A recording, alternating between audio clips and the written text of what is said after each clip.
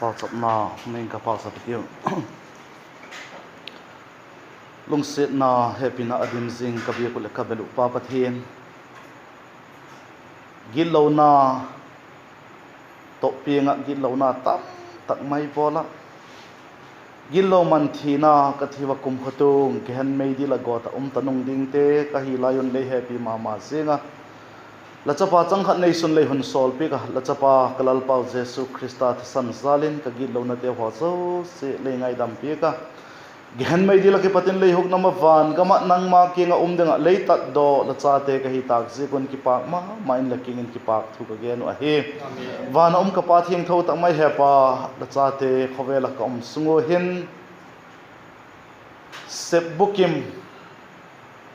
khantit thagaw lam chun a thei pu ji ka chon nang ma na ka sep theina dingule thagaw lam ka khanzel theina dingun la thu te ho ka sim kho mo le ka jil kho mo angaya la thu te ho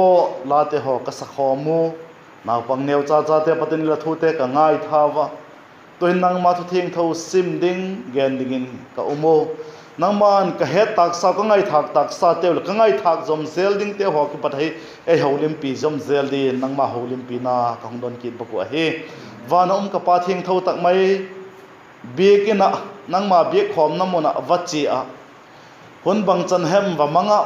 mi te chan wa ena kon bang gen a hem ti le hebek lova in lam ki le ki te hilo ding nangin kaleng tako ei pan pi din la pan pi na karon kit baku a he la thu ki gen thate hoi keima again tu pa gen hilowa nang ma pathian hengin la gen nop la ko chum te le het sak nop te ho lami pi te ho nang man le het sak gola a hetu angai tha ko akilak theinge na gun nangin pan pi din la pan pi na avelin kadon kit bako he nang man je te ho chola gen do theina ding nang man keima he again gitu in mang cha in ti in le nang ma doi dan valet nang ma doi do gol te ho gen dok lo ding nangin kama ai puin ei veng bitin tin la pan pi na kalal pa doi tak mai jesu minin la kingen ka hongdan wa he amen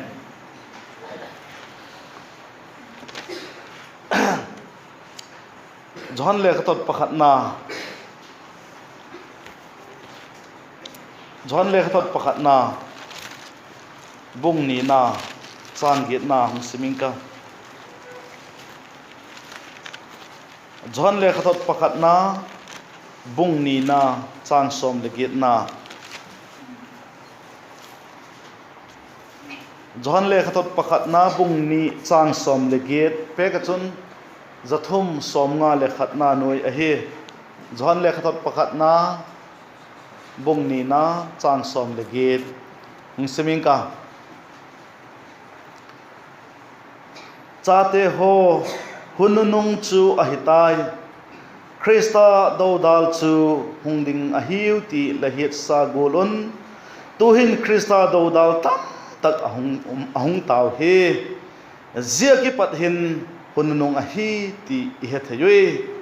i bible sang sim thak naw se thiam thading in pan chading chetun malai som pik ta han la pathian cha te hi je kon hununung ahi ti le ihe thin negun pathianin eizil saka pathian cha te hilo le hinu chu hununung hunmasa ti le umpon tin hindu te howang mang chu ithile le hong ki pian ki ding a hi zekin amawa ding a chun hunnunung tile umbek set lo hi a hi lo le leichung kha nop sakdan ta kamang to mai dinga a hi lo le ai thei dan da na mang to mai ding leichung ka ki chai mai ding amaw hin kho be le be mai ding ngai to na nei te ho a ding a chun hunnunung hunmasa ti ho chule umbek set lovin gel thei ding in a hi ai la nang le ke ei christian te a ding a chun hunnunung hunmasa a uma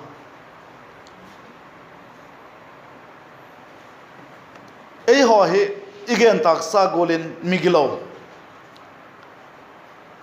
sam number som nga le khatna changa na ismail kanon ei va pakipatin migilo kalahitai ati migilo te hiwa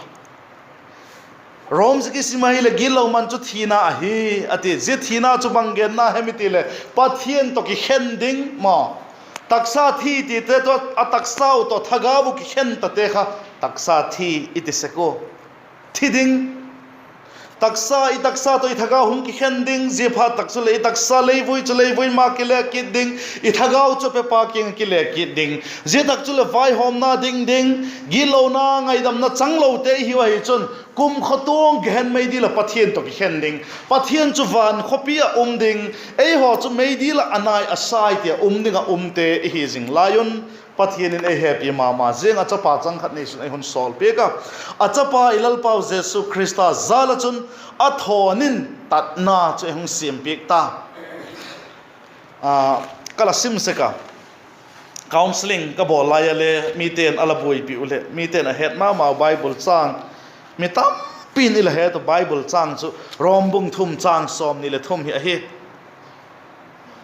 kala gen se ka mi khat counseling ibol ka bola hi tek lam o palama hi tak zikin gilo ngai dam na thu ka ge na hi le ates muni ka gen sagbol again nom po kaya gen ding nei sol ka ge na ilal pa jesu kristan ai ngai dam dan migilo keima ut thu le hilowa gilo na tam to gilo na chi to pen ka hi zikin gilo na tam tak me la bol athita gen mei di la ta ka hi hilele ilal pa jesu kristan a happy na zeka kaya dinga kai tha sanga cross athia ka gilo man api kai van gam chi thei ka hi ti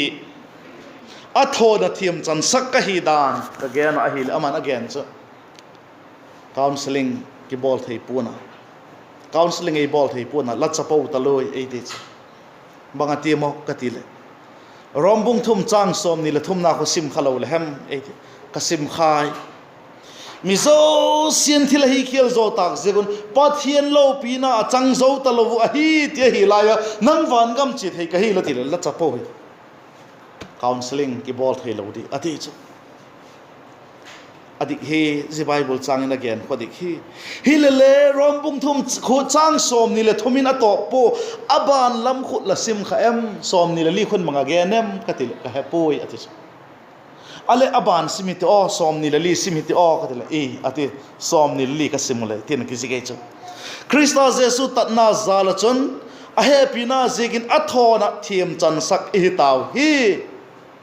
ji ga chu kei van gam chi thei ka hi katile counseling chu bol hi ti ati chu lunglut om dan chu ngai to lew chen zigula chumin pathian thua lunglu to adayo a het danu kha din pingam danu kha gen ngamulet mopai chu adik lemi nang the chu ei ho chu chang chang le a he la ki bang a hello la ki bang apoi ki boi second ten ei lak chu hak sa thau a hi mi chu a khudi chap chatu anoma counseling te ho ka bol hoi taksan ilal pa jesu krista khovel gilo na pomang ding a hong hi dan te igilo na te apok mang dan te ho Isai zikate ahilo le Hebrai zikate John bung khachang som ni lakote kumtong a ringai tat na thute ka geno alim te ho ka ziko kumtong tat nai ti tak la hun so thu khai lovin ji kumtong a ringa tat chu kai hi ti he chenna poi modan te ho ji he chenna chu hinna van kam chena hi dan te ho ka genon akipang ma zinga o bible sang hi rombung thum chang som ni la thum sang hai som ni le li apoi mo zo hilamo ong te chu man le apoi mo zo hilamo ong ti chu kapak cha thowa apoi mo zo wa sak chum di khale hi diek lo na pi in hilele ilung mon na dinga ala kizi pen tung lo wa ilung kham na ding ipok gik mi zo sin thila hi khial zo tak zegun pathian lo pina chang zo ta lo hi zela ka chu kapanga pathian lo pina chang zo lo ding ka hi te kinga I siat jeng na sanga kha athona thiam chan sak hi na vak het kha athana dan alung mon dan kha a het a hi le som ni le li apoi mo zo alamo ati the cha zegola cho pathian thua ngai dam na changte hi gon mun chining te hi ali si bible mun bang za the mauma te chu gen man pui gen le ka go pu atop na thu pon bung som ni le kha chang ge na khon again God mun chining te abad barin ahong gen atop na chun zo thei te zo si chun mei la ka ta kang mei dil chang ta na ji chu thi ni na chu a hi ate ati so taksa thiding taksa kha thagau to taksa ki khenta thi ni na ji thagau chu pathian ta kum khotong ki khending a hi na again na he thi ni na ati ko pathian van kama mi him te chu god muna pathian to kum to ki hending again na thi ni na he je cho chang lo ding ki lo god mun chi so ke ding mi hing ko ma van gam kai lo ding hile kilom khopa gen tu zing kala Sunday school izil golo pathian chu gi lo na to ke ton thailo thailo a hi zekin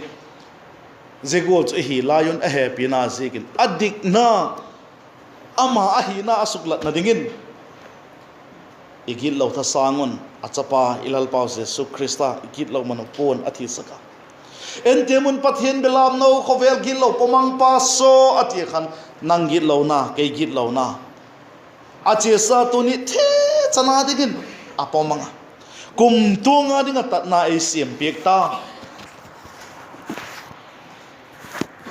Hebrai bung ko chang som na ni te bung som chang som na ni ti te khoi sima hi le khat ve thu in kum tu nga dingin e tan a hi dan te ho imu lungmon ma jing ki pa kum ma jing a hi efesa te bung ni na khoi sim le zelung siat na gin na je ka chu hok dam na chang te hi dan ei ma sep do hi lo dan te ho ezil saka zebep chui lo ilal pa Jesu Kristan je kum tong hin na chu ei ke pek aman ei ke bit pek a hi dan te ho izilu ye ka chon Bible changin ka khuda ke patin ko man lamang thei da po naw pathin ni masa Sunday school ten le again kama I het min lo ding a hi lungmon ma sing tat do I huk dam na ei ki sep doi lo pathin ei pek I chan le ei kep bit pek hin lai a hi segin lungmon ma sing a hi je ka chon he Davidin lal pa cho ei ching pa he ta sampong ka ati dana Sunday school na pangten ahong gen ka atop na lam sam number som ni le thum atop na lama naw pangte ho ma man Sunday school te ho ma man ahong gen na wakan lungmon ma zeng ki pa kum ma zeng a hi na chu bang hem iti hiti na gena do te min muin leilim bol kalu chang sa thaw na no en kano hin adim le jing he ma thei lovin phatna le ngil nei nan kadam sung se nei zui jing in tin ti chun lal pai na kum khon cheng jing tang ka lei chung adam sung sia le phatna le ngil nei nan zui jing ding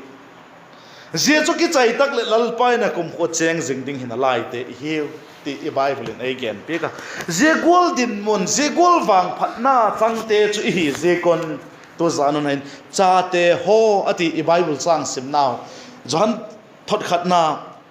bung ni chang som legit isim now cha te ho ati kha je gol te chu je gol changte je gol a huk dam na changte chu a hiu cha te ho kiti kha ti het min lo ding a he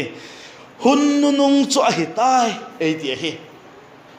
Hunnunung chu a hitai Krista do dal te chu hungding a hiuti la hiet golon to hin Krista do dal tam tak hong taw hi zia ki pat hin hunnunung a hi ti he theyoi ale zia Krista do dal te hungding a hiu ti la hiet sa golon to hin le Krista do dal tam tak hong taw hi ti Krista do dal thi ko te hi dem ilung thim ngai to naw lo dim Krista do dal te chu tu lai tak ilung thimum chu BJP the ki tu dai chu azik chu big in te ho le su se hi je kon mi gama il he to he mo Gujarat lam te ho ai lo le koi tak lam te ho he ma il he to he big in ki suksiet big a suksiet zengu JCB te suksiet to kha imu kha ilai na tun jeng thawai chu o jelai khale ala tu hi ei laka ei veng sung ti thei danga im fal sung vel ong bolu bang ma pile ki gel ki talo thim jeng khata mai chu je gol chu thei na khovel a hi ti chu I het ding da yum kasa I Bible simna hin hunnunung a hi dan ei gen chen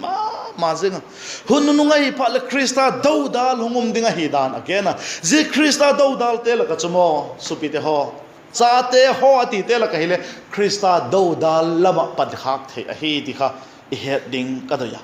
je chu hi lo ding ka doi pen chu a hi ka tu pen chu a hi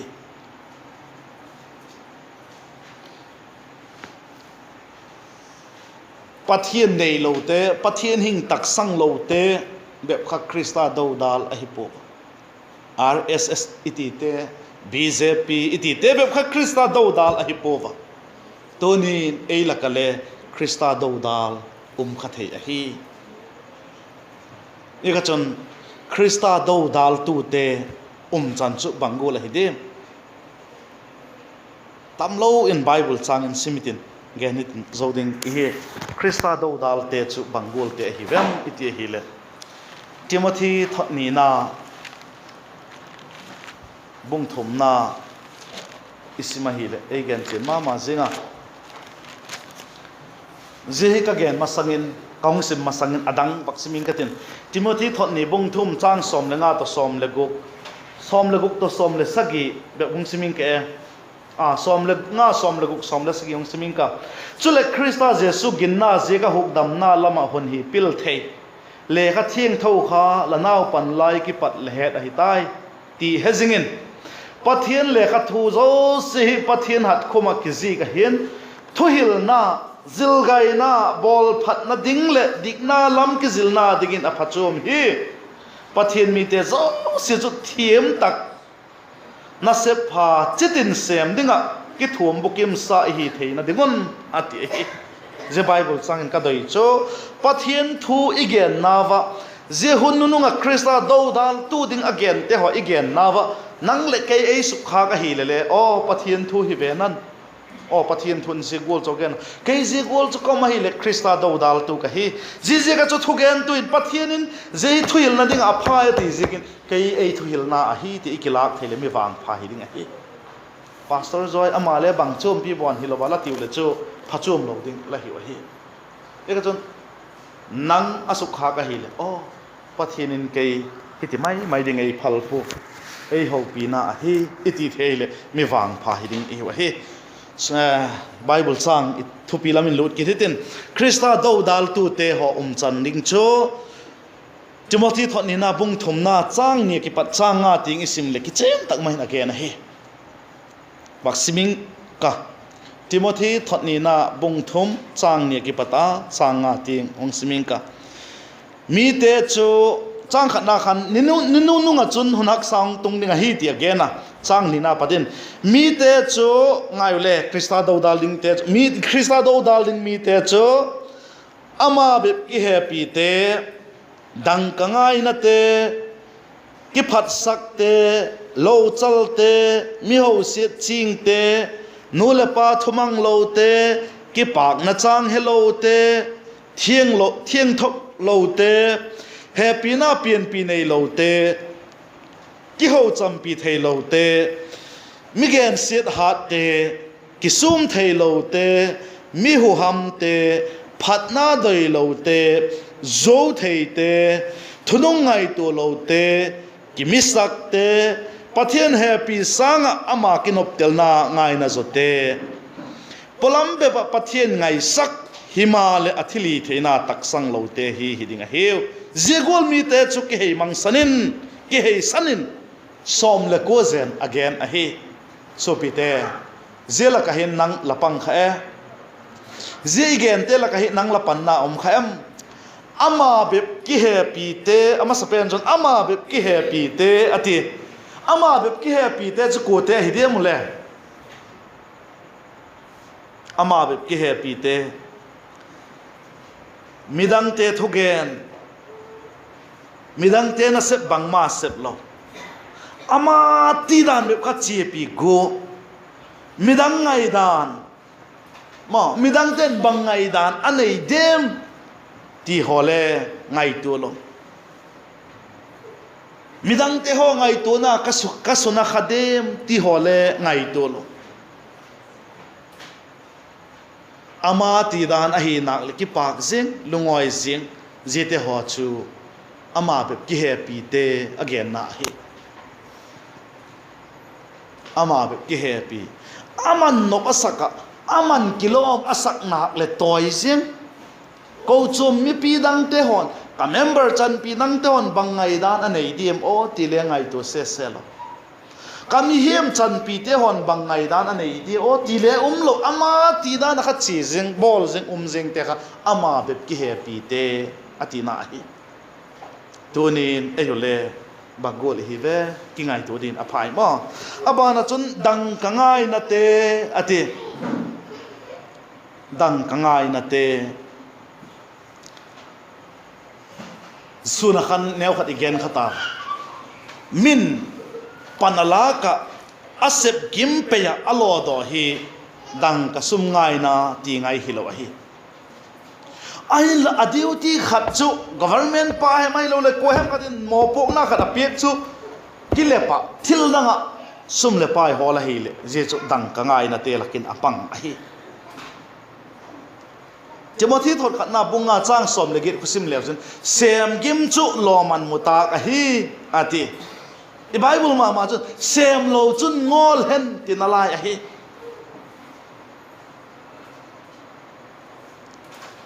min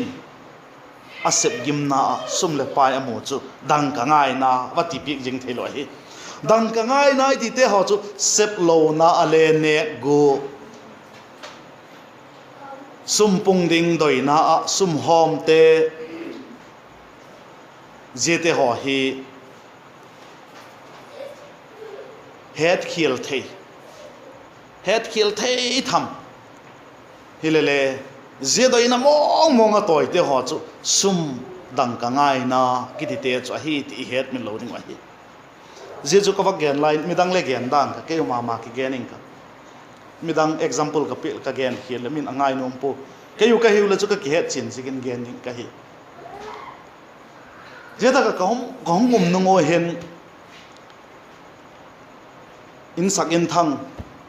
a hi lo le ko chu member te ai lo ko chu member lo te le a chang le sum hol digin ei sol se ko ei don se ko kanei lo vol le mi a hol digin ei sol se ko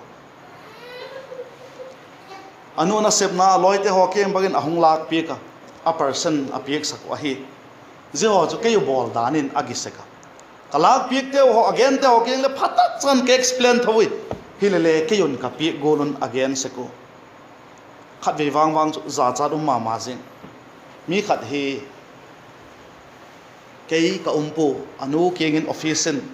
achia mi khathin sum thui lak digin avadona ken zichu ka bol ngai poi ate hile mi khatin ama on hom se ku yate ka honga hi ati chu za cha am nan chu ya den za cha am dan chu toi chu mi nung hol le hol pik talo ding ka hi ka ti chu ka ding za cha taloi chu mi e heta sum thui hom mai ka chu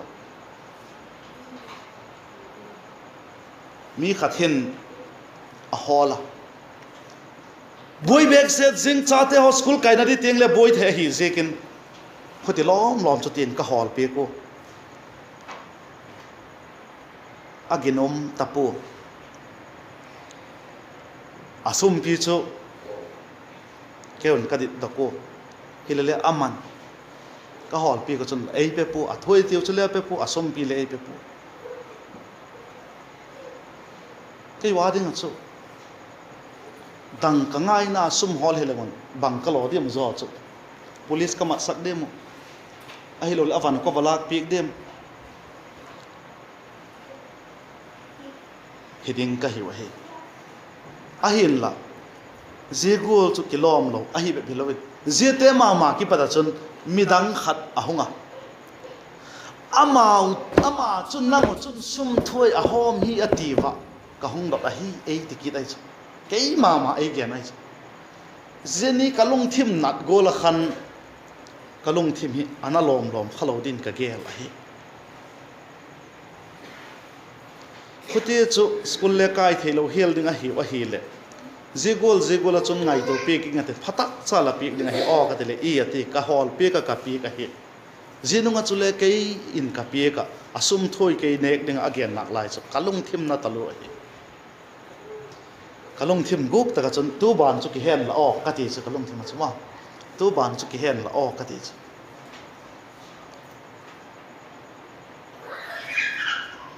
so bi te ho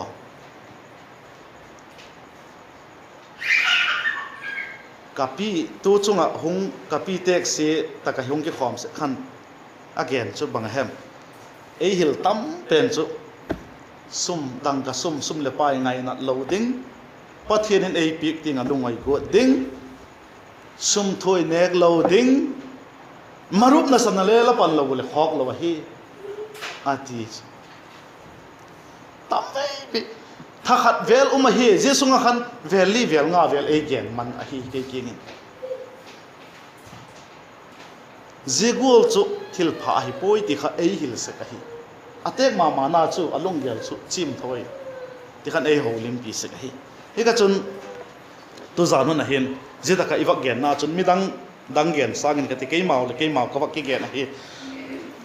dang ka ngai na te ke ka chan nak le mi chang lo le khok pui mi a ding hi le neu khat bek wak kai hek the hi nak le ma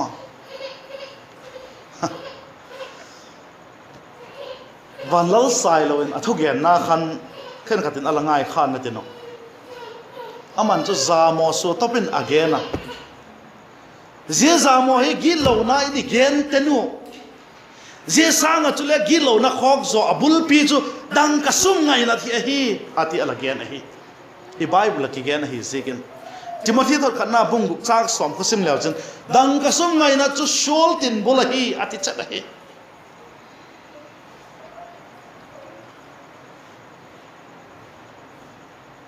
ye ka chun pathian in ei piek tinga ilungoi theilo a hi le mi te muding dan teng akigel saka mi te mat do daning kha khepo mi te muna a khe thei saka thang sit na bang akinei the hi ye chu shol ki patna a hi na hi ma je ka chun atam mutele aboyo atom mutele aboyo akipak thei no chu mi wang pha hi be pa hi ye ka chun hun nununga krista do dal te la ka chun dang ka ngai na te chuli apangui tinai chi midanga ado dal be puhilo amau khandi bang ta ka khang theilo dinga ma krista ama wa khan ding gol khang theilo ding khopa zengai to na khan suboi the a hi zekin again a hi dikha i het mi loading a hi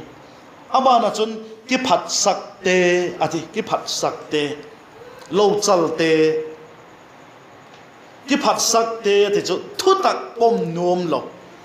min pathian thu tak pul pitin bangzat gen le pom nom lo ama koidan ama geldan be khadiksa chepi go min pathian thu tak bangzat gen jing le ama go aman alung gel go la kha chi sak mi gen pen kha pom nom lo sang nom lo pathian lung na tuk dinga heu ti rombung ni chang anan ei gen a hi krista do dalte khuna chun ama ho chule ding a hi wa hi ama a hi pen gola ma te gen na hi to chung amko te thil saina khan ke ka pang zu la thil tam pi ga zila thil tam pi gen ding het sak nom le kan hi le je sermon ding he je Palm Sunday masang kha ka siam zo sa hi zikin zi ka hung poi mo ka sak zikin ka hung gen masa adang chu olin chule ho tu te hon zelam de hile gen len ati hole tampi om hi te chu dama hi le pathin hunlem chai pi le gen to ding hi program ka mat nawa khan declaration plate ahi lo le declaration bolding ativa zina achon sum thieng lo itidem popi to kisai hi je ka chon je ho ki pata sum hung te hoi pom loading ko chumin pom loading tai le la loading khuti khat ding ti ho teng khat zik ding pha sama ma zen pol omo hilove je chu ei sum be pa ei christian sum be pa gen ding hi talowa paper hung ding ma newspaper hung ki flash ta ding le news hung ki gen ding hi tak je ka chon ei ga manipur mi be philo all india be philo international hung khe ding hi tak je ka chon je tieng pan cho phapoi tipol ka omo khen ka chon je cho pan lo le bang ha ma phachom te pang ding pol hung ki to je mai gen na chon khong khathim de ko hi le khathim de ko na khan loi ten ei poi ei vai ge khading hi bati ba ka hung por sanu zelom lom kha va kilele akilom ting zegol kha ahinge zegol ho ki pada sum theng lo ki pat hung ahinge hi ti het hi le pom loading chu ahi theya min khoi tak alak ahi khel ong piek le khoi long lak min som kha da piek tal tu ni la som kha thi khoi la lo he ki ti thei lo chu mo la ti ve tun ta hung choi te khale khoi pat long lo long choi ki ti le lung na di leo chu la ti ve khoi noi lam ten cả ní gà lòm thò lòm mà chơi khát chơi bôi để vào tì thui mà gà lòm thò lòm mong chơi lên upa puna là nôm po set gim gà không chơi hi là điều hi thế là mà lan pung cả bằng cái là lâu thêm thế lan lên câu chôm tên dọc ngay đi câu chôm tên cái dọc là câu chôm tên cả ní dọc cái gì ngay gì cái lan pung cả tiệt bằng ông đàn cho cái gì mà azigwala cho material taka khong choi le wang chu je wang hi thei po na iti theya men subhung choi ding ye chu khani la chok na khai ya ala kiti thei lo dei chu Christmas tak le bong tok ka ati le phal lo ding ti ho ting khale genu cái họ chú khoai hồng cái bài cái tao lâu đến ngày gì cái chân bùi mà gì ngay gì cái lúc bằng tê tê của bằng ông ấy chú gì tê chú hi gì tất cái phát sắc tê lâu chал ama ti dan hi lâu khắp bút lâu ti tê họ không mà giờ họ thill phalo hi thill phalo hi gì cái chân hiện thế là nên tâm pi cái vật gen tàu kha làm cho cái gen bút pen le hi lâu hi ama hi pen gula ama gen kha dik pen hoi pen ning gula gel gì midang te na ngai da na gen kha hi ngun ne emo ken zikul chu ding ka gela hi le khoti lo zo ding dan he mo ai gen pen kha dik zo te i he le atam zon kha ti tal ala khoti ding zo dan a hi mo tilam bang kha mo koi thei lo ki phat sak lo cha mi atam a hi zikul chi gama tam deu ding ko chom te la ka le hongum ding a hi aban ding a chun apali na ding a chun mi gen siat hat te mi hi na hi lo na le he chin lo gen se jing ki tam ma sing a hi adik na wa hoi na phat chom na gen ding tamatam jing a hi bang chu adik lo na a hoi lo na te cha gen se ai lo pi le a hi dan gol gola gen jing jite ho kha mi gen sit hat te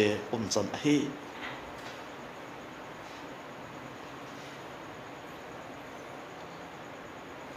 mi hing te hemo amak mama igen sit te hoi mi khat ale khazit na chu mi igen sit le thil pathum je ka igen sit a hi ati se kas ama gol hi thei mama lo je ka gen sit amau nei gol nei thei lo je ka gen sit ti homa amau ki pa gol nop sak go en nop sak thei lo je ka gen sit ti hoi mi om thama hi ze ho chu thilum the hi sekin phak zo lo man again sit ki thi atam ma jing a hi te gol cho hi sekin to ni krista do dal ati kha bangai ma ki hung dong ngeng ngunga hung ti jing ding lo wa ei lak ma le ji gol te hoi hun nununga krista do dal a hung pung ding ati te kha ahi tai ti kha het min lo ding ahi aban ding a chun nu le pa thumang lo te supi te ho ngai toi ti nu le pa thumang lo te kanu ka pa in bang adoi ahi em ti ngai tu lova mo ngai le school kai lai te ho naw panglam khang lai lam ten le gel te kanu ka pan bang adoi ahi em ti ngai tu lova ei ma uta nana inu hemi pa hem chu ei sanga mol zo ngol zo sa wang phat na chang lo ding a hi zigol te chu bangolin inu ipa te ho hi mol lew le zadan choi hoi dan thiem ngai a hi ziete chu lei go lo ding te a hi ati top mai a hi as bang cement company ta kho ka bakhemil kha je cement company anei pa owners ama pa chun factory nei pa chun kanu kapa angin dumzel ka chep khanai poi ka chep ngam nai poi amau pat ka pot lewang ka duit ka chep second amau ki nga chu thakhat kam le thakhat ka ngol mai hi ti so azadan chu ka ti zegul khopa chu nu le pa za hi je ka chun leilam mal som na chu na satak mai na ronga ni khata hin truck asang asim a company chun cement podok a poding a load truck khamo asang asim aw ma hi atiu chu Reverend Dr. Zempa pun again hi ken ka mu kha ge pu amana again silonga pata lama hiung sukdinga ahung na taxi ahung chon khom pi kha ka hi ana nek na wa chon an nek zo wa chon je pa chon papa pu ke na chu cigarette ka chep thei diam ti adot ai chu man le no mo sai je chep tang khok pui atile a chep ma chon tu ka gen kha gen ai anu pa za ta again ai zegol tinga chu min nu le pa za ei loi chu kiniel zau zeng ma iniel zol a hat apil zo ki hil pilong a hi wanga lungel thei te ho chu mo enu hemi pa hem iniel zo ten na chu ei le ngei ngen chang ei wa ko mai ki ngai to ki oi mo ma zeng tho sa kai ve nang la khoti diam kai pu kai ka khoti sek chula kanu hem ka pa hem kaniel zo chang om ma hi hille ka chang ka ma ki ngai to tal ka ki oi loi anu ka pa hi ka deal ding hilo hi ti ka ngai to nam am se nang ula om niam ka ko ki ngai to ti no le pa thomang lo te te ho chule krista do dal te laka pang a hi ti ka het ni lo ding a hi aban ni ga chun ki pak na chang hello te pathianin amal som na zo si hemila pathianin amal som na he do the na dinga banghem hak sat na boina de apiek te hoka complain jing mi mai chu ji kha bol ding hilo hi zanita kin tu tew khat dam lo pa cha piek na ka china chun ka gena dam na dinga pau chap ding ka hi hilele idam nasate tuni tinga damna inei na te kha hemil khopa complain bola ama kinga je kha hemil khopa dot kha phalawa hi ka ti pi kai chu ye thiam nem ka gen chu mo tuni tinga pathianin damna ei la pi kha hemil khopa tui dam lo na je ka damna dot ngut mai jeng khala dik lo ding hi ka ti pi kai chu ka gen nom chu damna ei la pi te ji kha ki pak thule gen na chang he ding mo ma ban di chule do tham ding jikha ke ka ngai da a hi a khoti lo le pathian ki pak na chang hello ki hiring a hi pathian ang ki pak na chang hello te ho chule krista do dal te la ka pang hiring a hi di ka het mi lo ding a hi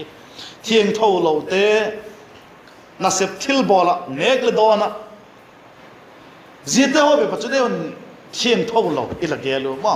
aneka don anase bathil bol thieng tholo daga thieng tholo bin igelo lungel ngai to na le thieng tholo